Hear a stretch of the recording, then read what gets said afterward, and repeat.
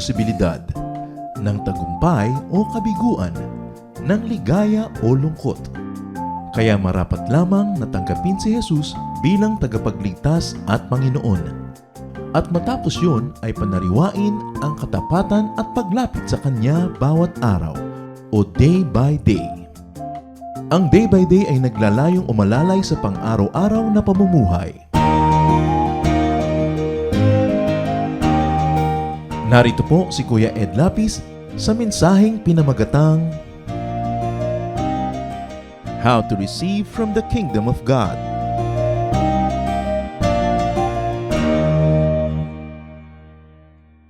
Ang ating pag-aaral ngayon, How to Receive from the Kingdom of God. At siyempre, babalik-balikan natin yung mga familiar verses. Dahil kahit paulit-ulitin natin yun, merong mga bagong anggulo tayong makikita. Mark 11:12-14. Kinabukasan, nang pabalik na sila mula sa Betanya, si Jesus ay nakaramdam ng gutom. Nakita niya sa di kalayuan ang isang malagong puno ng igos or fig. Nilapitan niya ito upang tingnan kung may bunga. Pero dahil hindi pa panahon ng igos noon, wala siyang nakita kundi mga dahon lamang. Kaya't sinabi niya sa puno ng igos, wala nang makakakain pa ng iyong bunga. At sinabi niyang yon ay narinig ng kanyang mga alagad. Mark 11:19-20. Pagsapit ng gabi, si Jesus at ang kanyang mga alagad ay muling lumabas ng lungsod. Kinaumagahan, pagdaan nila'y nakita nilang natuyo ang puno ng igos hanggang sa mga ugat nito. So there was fulfillment of what Jesus said. Verses 21-25. Naalala ni Pedro ang nangyari dito, kaya't sinabi kay Jesus, Guro, tingnan ninyo, patay na ang puno ng igos na isinumpaan ninyo. So ang paksa natin ngayon ay paano nangyari sa reality ang binigkas na salita. Na ang pakinabang natin ay paano pangyayarihin din sa realidad ang mga binibigkas at inuusal natin sa dasal. Yun ang topic. Hindi natin gagawing topic na bakit naman yung puno ng igos ay naluoy? Hindi naman talaga panahon, hindi naman season. Bakit kailangan siyang maluoy? That's another topic and it has something to do with the temple. But we will discuss that another time. So, papaano magiging material reality ang dasal? Ang usal, ang hiling. How to receive from the kingdom of God. Mark 11:22. Sumagot si Jesus, manalig kayo sa Diyos. Have faith in God. So faith ang central thing here. Not thought, not knowledge, but faith. Kasi kung knowledge ang paaandarin natin, itatanggihan natin yung kwento kasi parang walang logic na hindi naman talaga panahon ng prutas ba't hahanap pa ng prutas? No, hindi knowledge ang papaandarin natin ngayon, faith. Thought, knowledge could be opposed to faith. Sabi ng 2 Corinthians 5:7, for we live by faith, not by sight, or not by knowledge, not by reason. Sapagkat namumuhay kami batay sa pananampalataya at hindi sa mga bagay na nakikita o nalalaman. Faith should not be limited by knowledge. Why not? 1 Corinthians 13:9, for our knowledge is imperfect, and our prophecy is imperfect. Hindi pa ganap ang ating kaalaman, at hindi rin ganap ang kakayahan natin magsalita ng mensahe mula sa Diyos. Kaya yung knowledge, hindi yan thoroughly reliable. Faith should not be limited by shallow knowledge of and on natural law. Ngayon, nagkaroon na tayo ng mga teachings on natural law. May magtatanong, nag-o-oppose ba yung sinasabi nyo ngayon at yung noon? Dahil sabi nyo, dapat irespeto ang natural law. Yes, irespect ang natural law. Pero, hindi dapat ilimit ang sarili din sa natural law. Dahil meron din naman talaga miracle. At may mga bagay na lampas sa natural law. At yan ay another topic. Ang mahalaga, kung may dalawang points, Point A, sinasabi, respect natural law. Point B, merong miracle that ang faith should transcend and be above knowledge. Well, take points A and B as both correct. And all the points in between them, para sa iyong buhay, makapag-operate ka sa A, sa B, or between A and B, kung alin ang hinihingi ng pagkakataon at kung ano ang makabubuti sa iyo. The truth is not always just one point. Sometimes there are 2 points, 3 points, or more points, and all the sub-points in between. Kaya dapat nakikiramdam din. Hindi one-track mind. Hindi one-dimension or unidimensional mind. Dapat hindi rin two-dimensional. Dapat 3. Merong length, merong width, merong height. At may mga iba pang dimensions, i-claim ng iba. But that's not our topic now. Luke 5:5, sumagot si Simon, Guro, magdamag po kaming nagpagod, ngunit wala kaming nahuli. Kasi sabi ni Jesus, umaga na yon, tapos na ang fishing time, bumalik kayo sa dagat at ihagis nyo dun yung lambat nyo para kayo may mahuli. Common sense sa mga mangingisda, hindi na pwede mangyari yun kasi maliwanag na yung araw, hindi na pupunta sa ibabaw ng tubig yung mga isda, nandun na sila sa malalim. Ngunit, dahil sa sinabi ninyo, patuloy ni Pedro, ihuhulog ko ang mga lambat. In other words, sabi ni Pedro, kung makikinig kami sa common sense namin na fisherman, and you are not a fisherman, you are a carpenter, hindi namin gagawin yan. Pero hindi kami makikinig sa knowledge. Kasi meron kaming faith. Babalik kami sa laot, huhulog namin ng lambat. And sure enough, nakahuli nga sila ng maraming isda.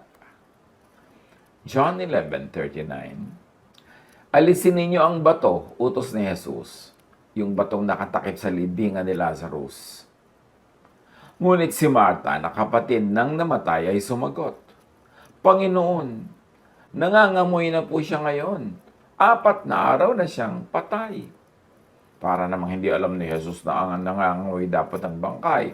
Here again, knowledge says hindi dapat buksan yung libingan. But faith says, yes, buksan. Kasi sabi ni Jesus, at nanaigang faith, lumabas ng buhay si Lazarus. So, sa buhay natin, be empowered by belief. By faith in the deeper, higher, wider force of natural law. Be empowered by spiritual law. Sa buhay natin ngayon, sa sitwasyon natin ngayon, hindi lang lahat ay limited ng science, hindi lang lahat ay limited ng nature, merong X factor yan. The God factor, the miracle factor, the faith factor. At dapat alam natin kung kailan mag-ooperate on natural law at kung kailan on supernatural or spiritual law or kung kailan pwedeng sabay. Matthew 14:28, Lord, if it's you, Peter replied, tell me to come to you on the water. Kasi si Jesus nasa tubig, nakatayo sa tubig, sila Pedro nasa bangka, madilim. Sabi ni Pedro, kung kayo't pa talaga po yung nandyan sa tubig na yan, tawagin niyo ako, lalabas ako sa bangka, tutungtong ako sa tubig, at lalapit ako sa inyo. At alam natin, na naig yung faith ni Peter. Kesa sa law of nature, di siya lumubog. For a while. Nature and spirit are one. The visible and the invisible are one. Therefore, the impossible becomes possible.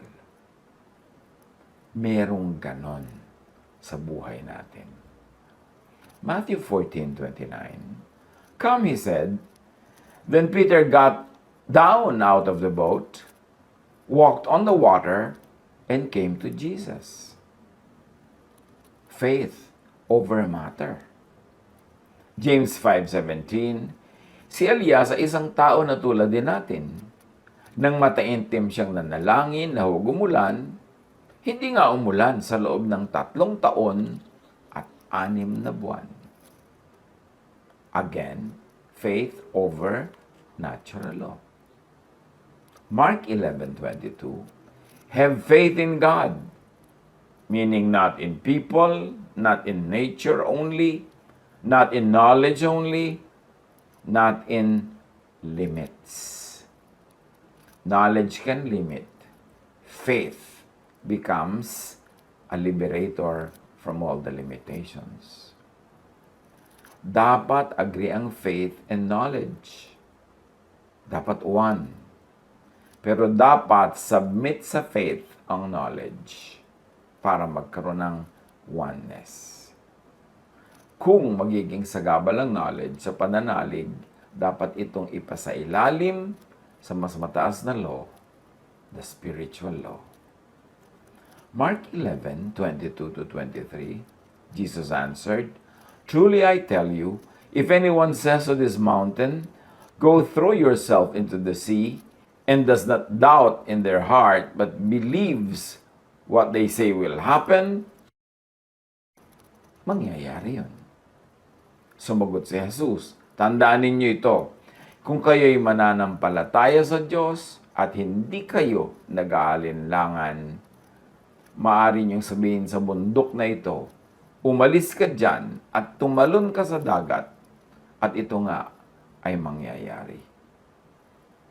Pansinin natin ang sabi ni Jesus, if anyone says to this mountain, says means pronouncement, conclusion, confirmation, inutusan yung mountain.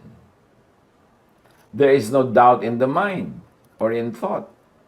There is heartfelt belief, meaning there's one mind and one heart. Dapat natin pag-isipan nito, anong ibig sabihin ng mind and heart? Ano ang role nito sa prayer, sa pananalig? Kasi dapat one in thought and feeling. Yun ang ibig sabihin ng buo ang loob. Iisang loob. Hindi nagdadalawang loob. Hindi hati ang loob. Hindi sira ang loob. Kailangan buo ang loob. At buo ang loob mo kung yung iniisip, nararamdaman, pinaniniwalaan ay isa. Hati ang loob mo kung nagpe-pray yung bibig mo, pagalingan niyo po ako, pero yung sabi ng isip mo, hindi ka gagaling, imposible yan.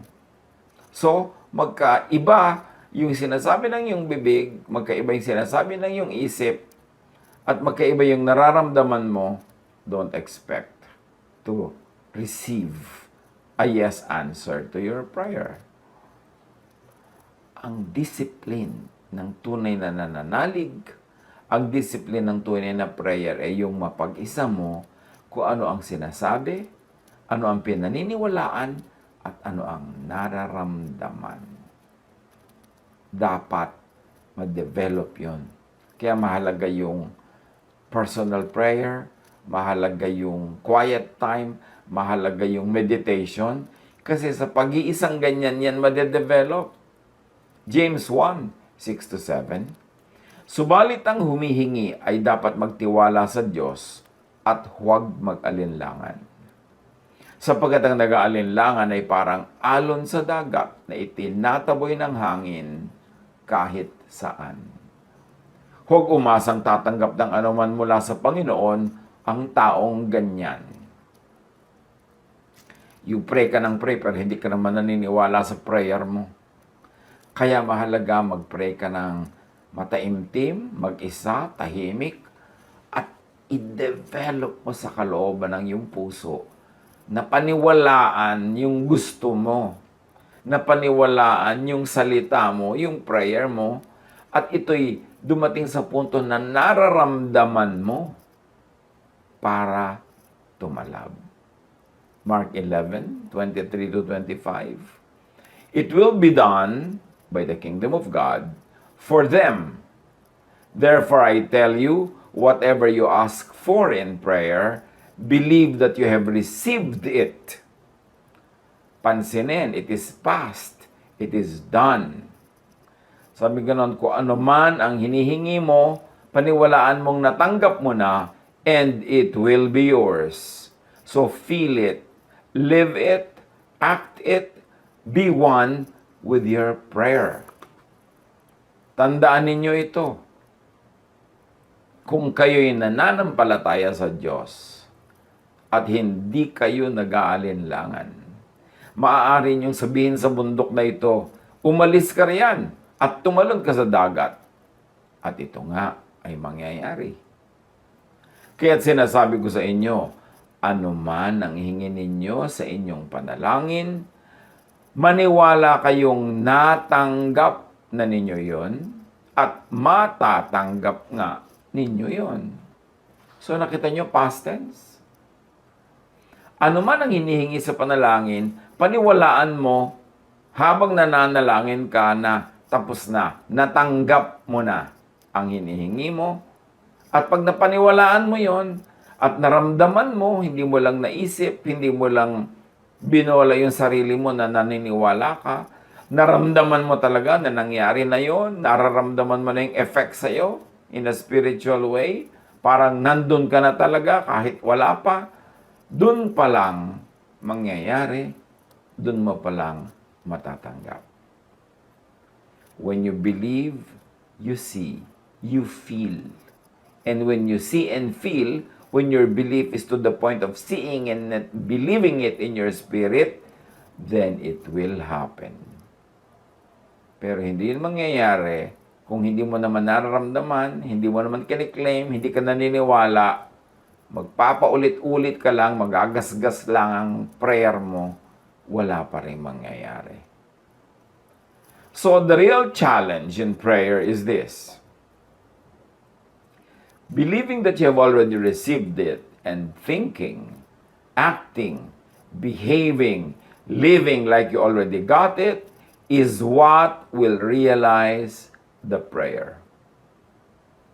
May prayer ka, pero naniwala ka na habang nagpe-pray ka pa lang na tinanggap mo na.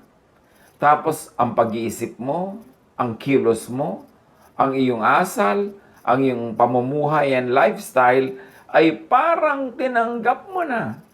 Dahil nga naniniwala kang tinanggap mo na, dun pa lang matutupad yung hinihiling. The believing starts while praying. So the challenge is to believe in God, in God's power and goodwill, that what is being prayed for will be received, in fact, has already been received.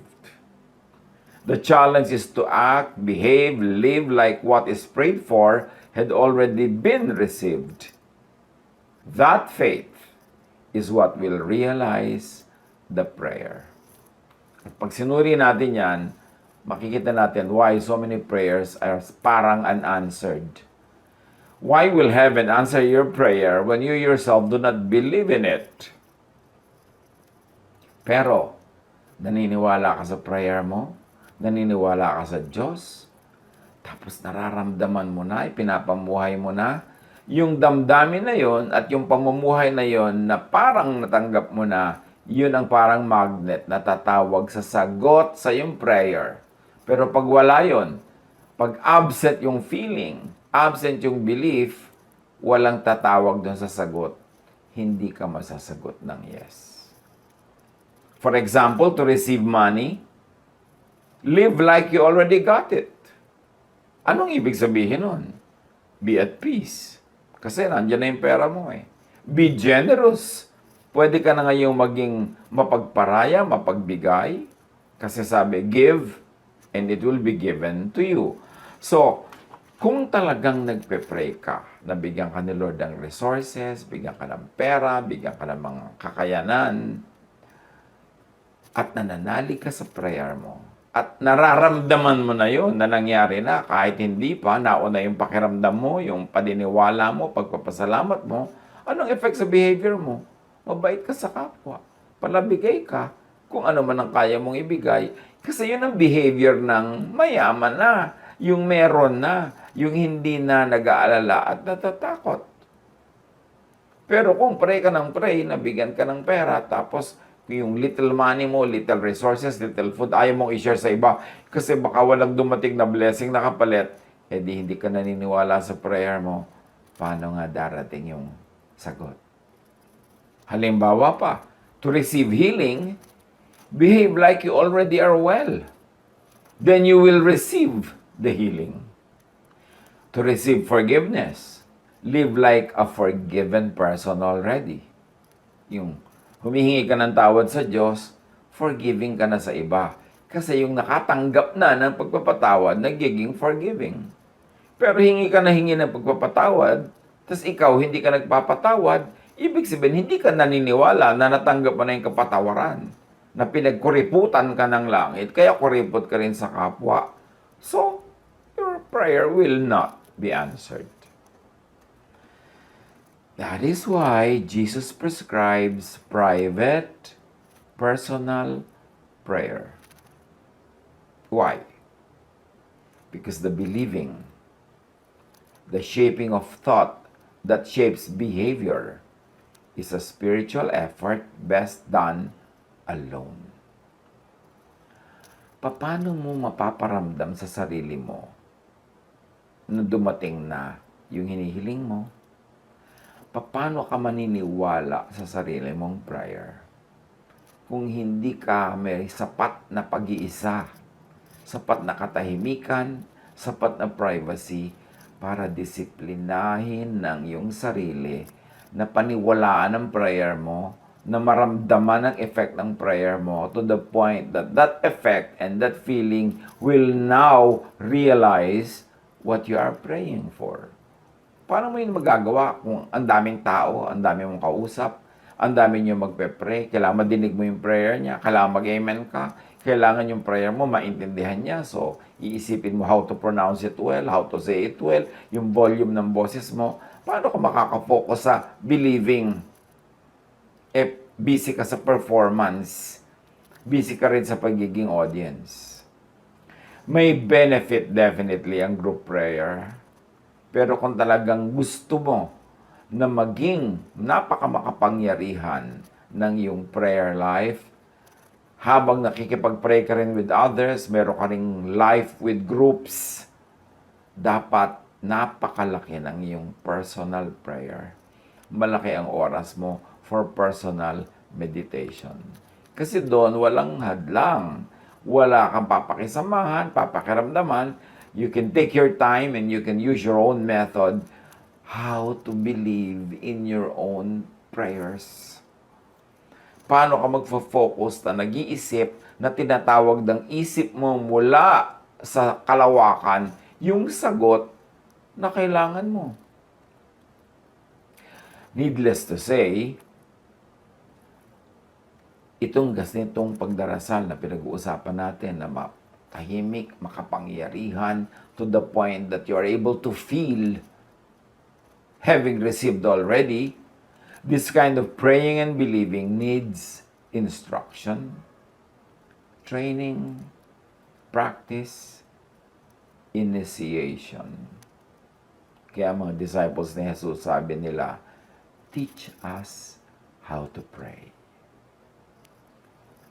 Hindi ibig sabihin na kung may natutunan tayong prayer sa ating religion, may natutunan tayong nakikita mga prayer ng iba, hindi ibig sabihin na yun na nga ang prayer na itinuro ni Jesus.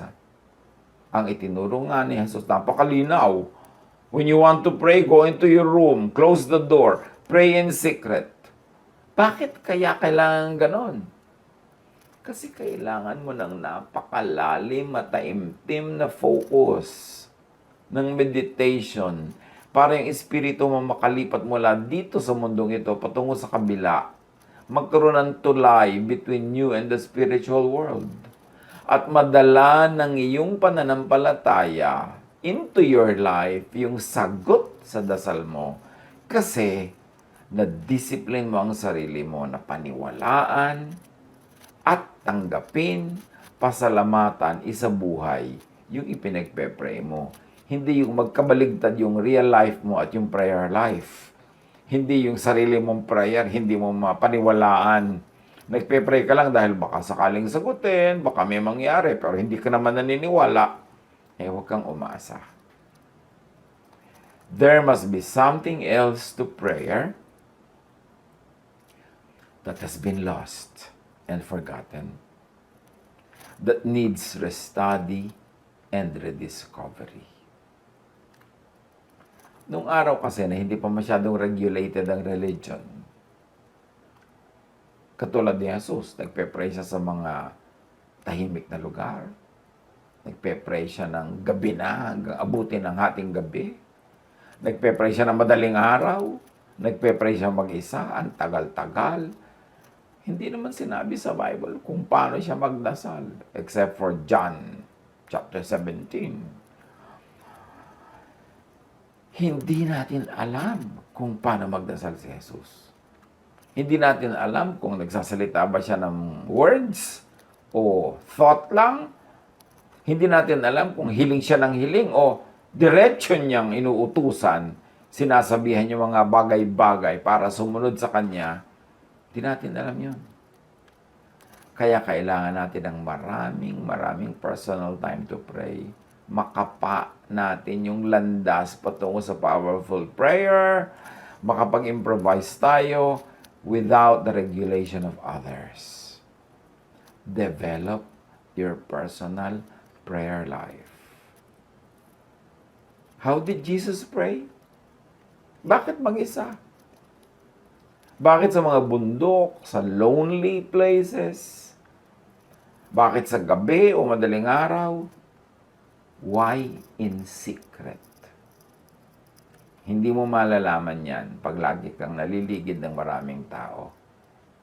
Kailangang mataimtim, mapag-isang, magbulay-bulay, magnilay-nilay. At huwag punuin yung prayer mo ng puro shopping list, puro hiling, puro utos. Manahimik ka dyan at pakinggan mo ang tinig ng Espiritu para magkaroon ng saysay ang panalangin. And there's one condition to receive what you're asking for. Sabi ni Jesus, and when you stand praying, if you hold anything against anyone, forgive them, so that your Father in heaven may forgive you your sins. Kapag kayo'y tumayo upang manalangin, patawarin muna ninyo ang nagkasala sa inyo, upang ang inyong mga kasalanan ay patawarin din ng inyong Ama na nasa langit. Clear the coast. Linisin ang kapaligiran para walang sagabal sa prayer. Unforgiveness blocks the flow of blessings. Yung hindi pagpapatawad sa kapwa, bara sa panalangin yan. Grudges, anger, hatred, rejection of others, bara lahat yan. They are blocks to the flow of blessings. Meanwhile, love opens, clears the path of blessing. How will you be able to receive from heaven? Believe. Live it. Live what you believe in. Live it in spirit. It follows in truth, in material reality. Pagka naniwala ka na, naramdaman mo na, naturuan mo na ang sarili mong manalig ng walang agam-agam, dun pa lang matutupad. And you make your prayer life very powerful, forgive. Love. Because love is God and God is love. Maraming dapat pag-aralan. God bless us all.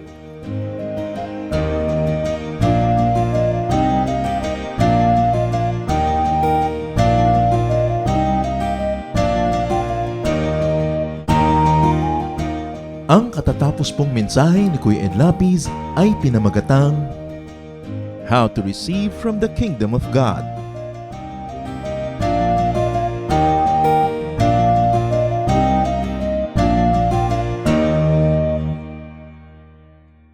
Maraming kayamanan ang ating bayan, maraming hiyas ang ating lahi na dapat makilala at pahalagahan. Kadalasan meron po tayong parang mababang pagtingin sa ating sarili, sa ating mga ninuno, sa ating mga katutubo, at ito marahil ay dahil lamang sa kulang tayo sa impormasyon o kaalaman, kulang tayo sa pagkilala, kaya hindi natin nakasanayan at kung minsan hindi tayo nagagandahan.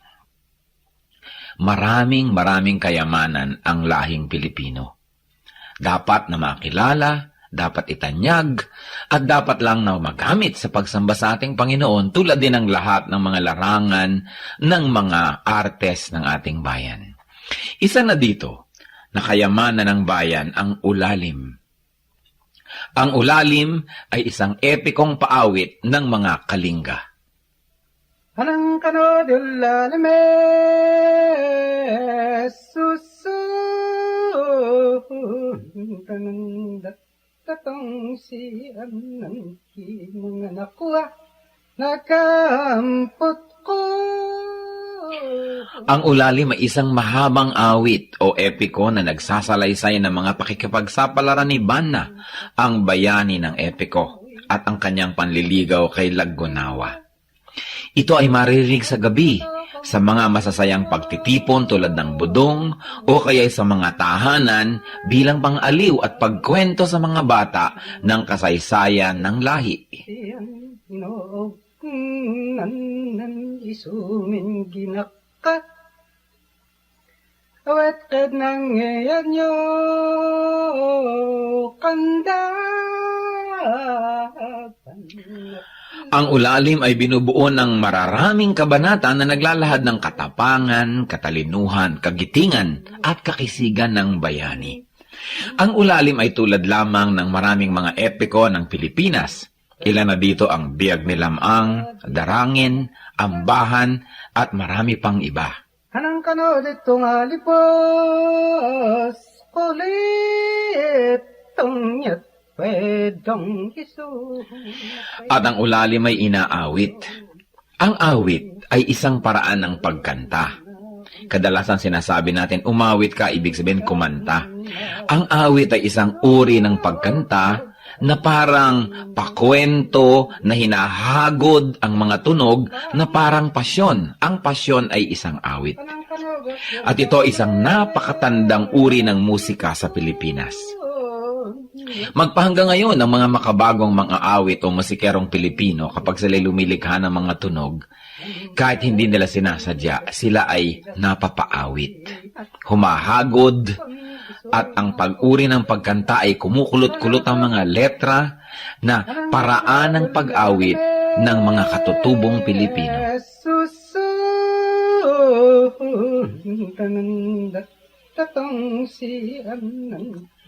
Kilalanin po natin ang mga awit, ang mga epiko ng ating bayan.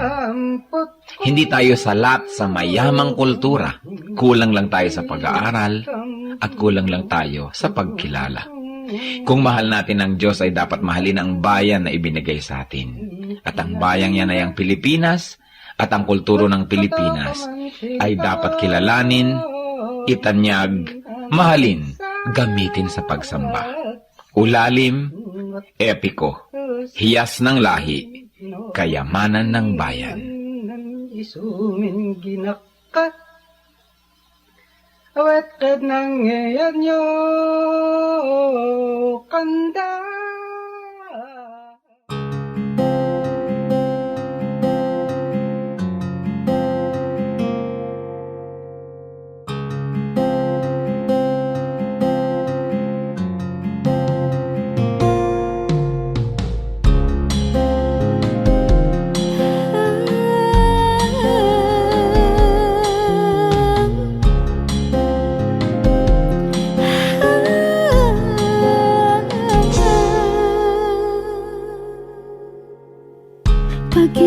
piling mo o kailanin,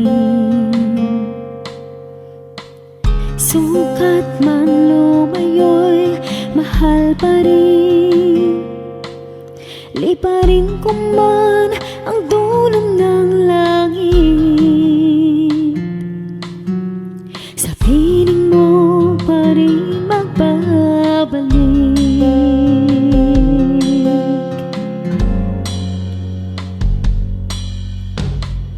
Kahit minsa'y magkasala, bakit tinuturing pa rin banal?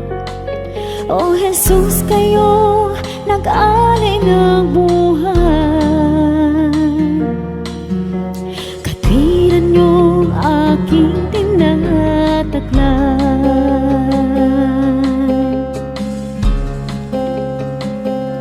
O tanggapin, papuri ay tingkin, nagsasabing ikaw aking hari, Diyos na banal, ngalay tinatanghal. Kabutihan mo sa'kin walang mali. O Diyos, salamat sa pag-ibig na wagas.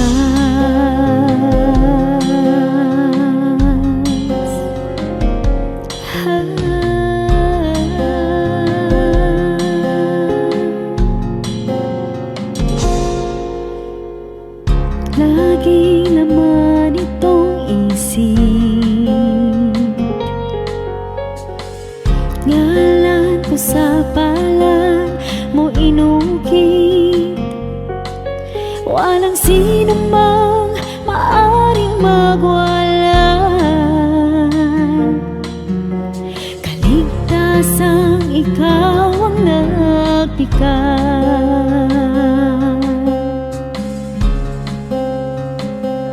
O tanggapin, papuri ay tingkin, nagsasabing ikaw aking hari, Diyos na banal, ngalay tinatanghal. Kabutihan mo sa'kin walang mali. O Diyos, salamat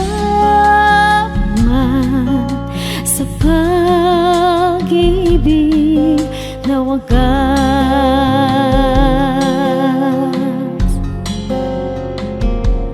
O tanggapin, papuri ay tingkin, nagsasabing ikaw aking hari, Diyos na banal,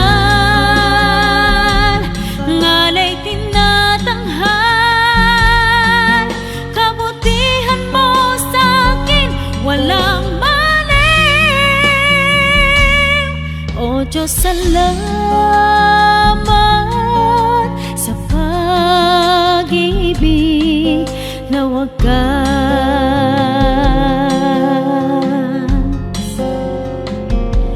O Diyos, salamat sa pag-ibig na wagas.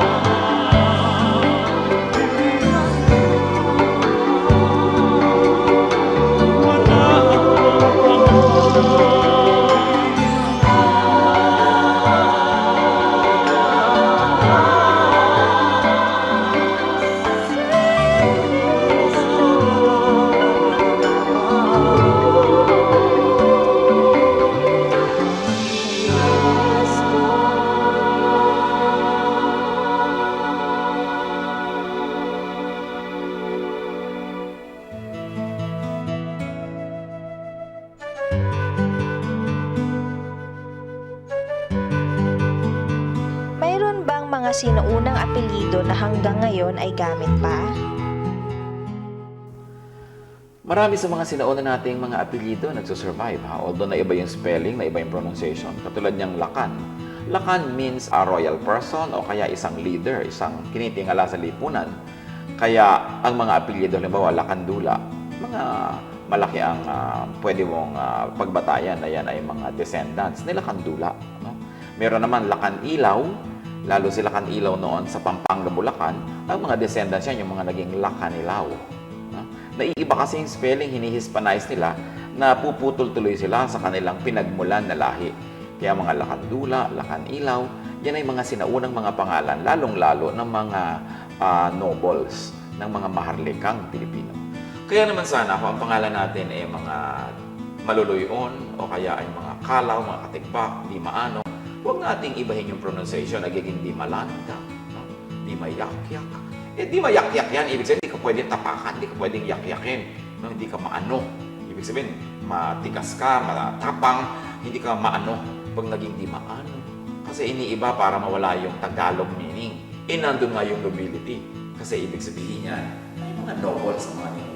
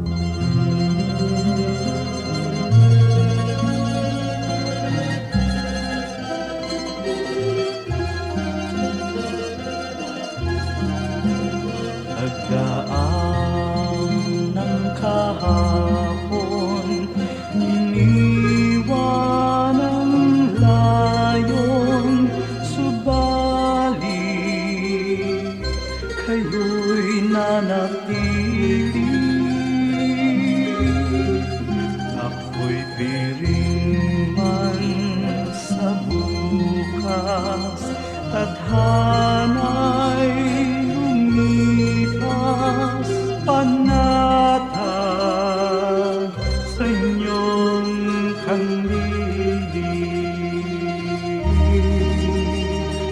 Jesus sa ulayaw, hatid sa kibuhay, magkapay sa paglalakbay. Kaibigan kang tunay, dagli ang karamay, kailan may di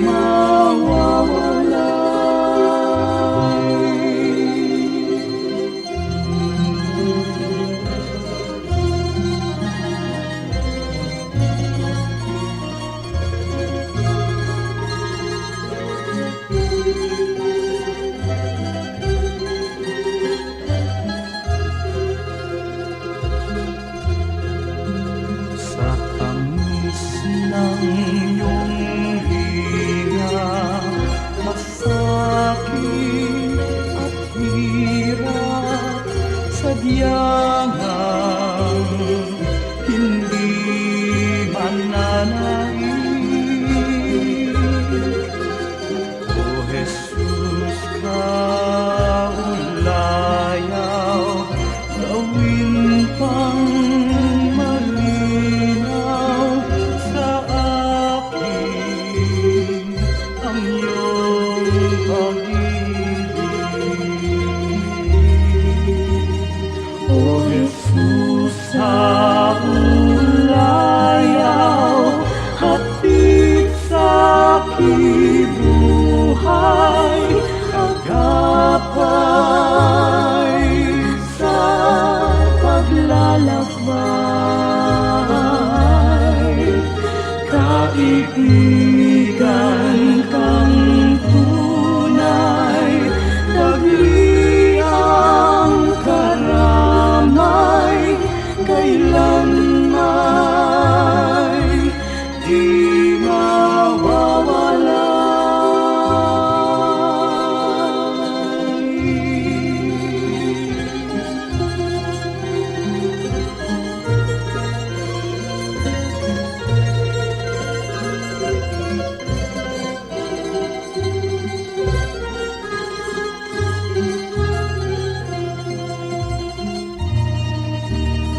O Jesus sa ulayaw,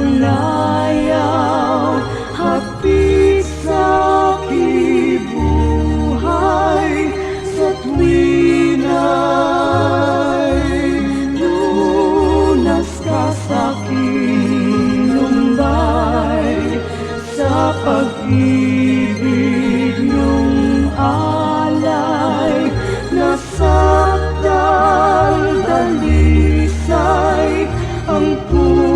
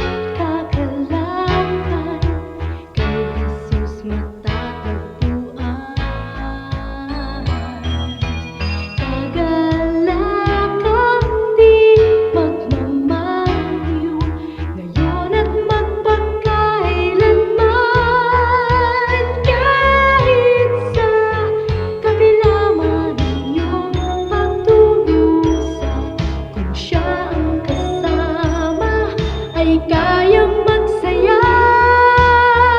Kagalakan ng puso ay makakanta. Pagsing Kristo sa buhay, ang iyong paglingkuran kay ganda ng mundo. Kung malalaman mo na siya'y laging nagmamahal sa'yo.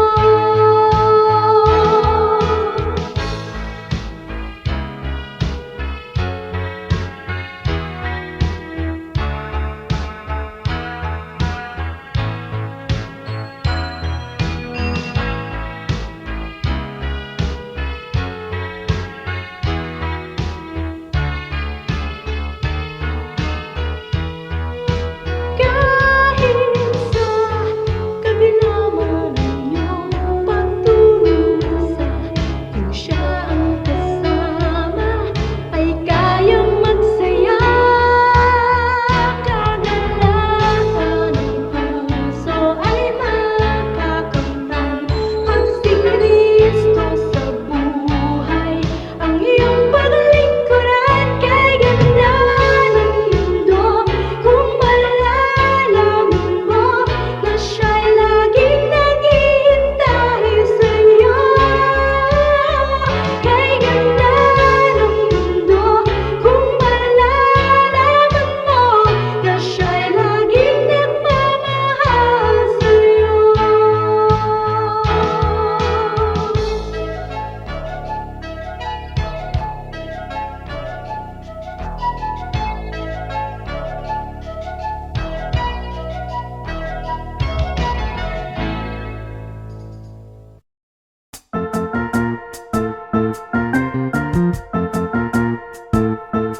Oras na po para pansamantalang magpaalam ang programang Day by Day.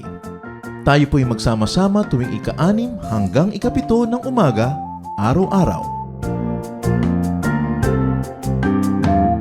Magandang umaga po at mabuhay ang Panginoong Hesus!